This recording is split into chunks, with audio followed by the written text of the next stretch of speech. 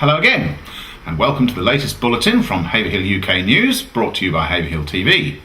In the news for today, Friday, December the 7th, police appeal for information after a gang of 4 attacks a man walking along the railway walk.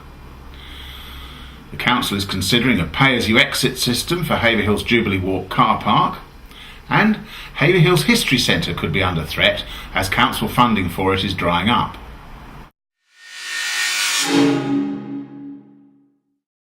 Police in Haverhill are issuing an appeal for information following an attempted robbery and assault in the town. The incident happened at around 5:45 p.m. on Wednesday along the railway walk opposite the sewage works. A 20-year-old man was walking along the old railway track towards Tesco supermarket, and as he came level with the sewage works, he became aware of a group of 4 men coming out from a wooded area. The 4 surrounded him, and when he told them he had nothing, he was punched in the face and punched around the head.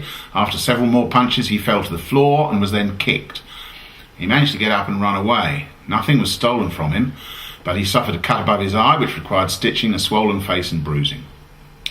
One attacker is described as white, aged 20 to 22, about 6 foot 2 inches tall and of stocky build, wearing Adidas tracksuit bottoms in charcoal grey with black vertical stripes and a matching hooded top.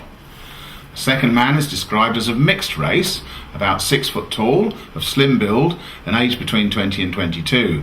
He wore a black puffer-style body warmer which had a white zip and a black long-sleeved top underneath with the hood worn up. The other 2 men were white and between 5'10" and 6 foot tall. Anyone with information in relation to this incident or who recognises the men from the descriptions is asked to call PC Robert Bunton at Haverhill Police on 101 or Crime Stoppers on 0800 555 111. St Edmundsbury Borough Council is considering installing a pay-on-exit system at the Jubilee Walk car park in Erringshausen Way. It is part of its response to a report from its Overview and Scrutiny Committee about car parking in the borough, brought in after complaints about proposed increases in charges. The report contains 17 recommendations covering charges in individual car parks in Bury St Edmunds and Haverhill, and a range of other issues. A report to the Council's Cabinet next week suggests accepting 11 of the recommendations, accepting 3 more with modifications, and rejecting 3. They include a suggestion about free late afternoon parking on Fridays in Bury and Haverhill. If Cabinet gives the go-ahead, an independent feasibility study will also be commissioned to investigate whether a pay-on-exit scheme would be suitable for one or more borough car parks, such as the surface one off Parkway in Bury and Erringshausen Way in Haverhill. There are still going to be increases in parking charges in Haverhill, though, from April the 8th.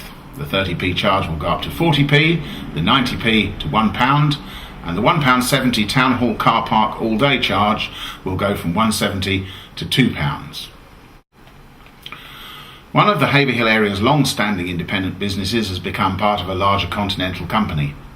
On November the 30th, French group Isochem acquired the fine chemicals company Ychem, which operates from the premises on the left of the A143, approaching High Point Prison. Most of the approximately 20 employees of Ychem live in either Haverhill or local villages. The firm has been in existence since 1968, manufacturing specialty organic chemicals, and has managed to keep its head above water despite the difficult world recession that has faced small manufacturing firms in particular, according to Works Manager Dr. Neil Dickinson. Isochem's chairman said Ychem had an immediate need for enhanced production capacity for certain products for which demand was at the upper limit of its capacity. And finally, Haverhill's Little History Centre is under threat as council funding for the local history group which runs it looks to be drying up. The History Centre is just a room in the Arts Centre, for which the group have to pay about £4,000 a year in rent and VAT. St Edmundsbury used to grant aid it when they ran the Arts Centre because they got the money back in rent. But they passed the building over to the Town Council, and now they have realised that money is going to a different authority. This year they only gave the group half of the cost in grant and virtually told them not to apply again because grants to Haverhill were now given out through One Haverhill. One Haverhill gave them the other half but told them they will only grant 8 projects, not core funding.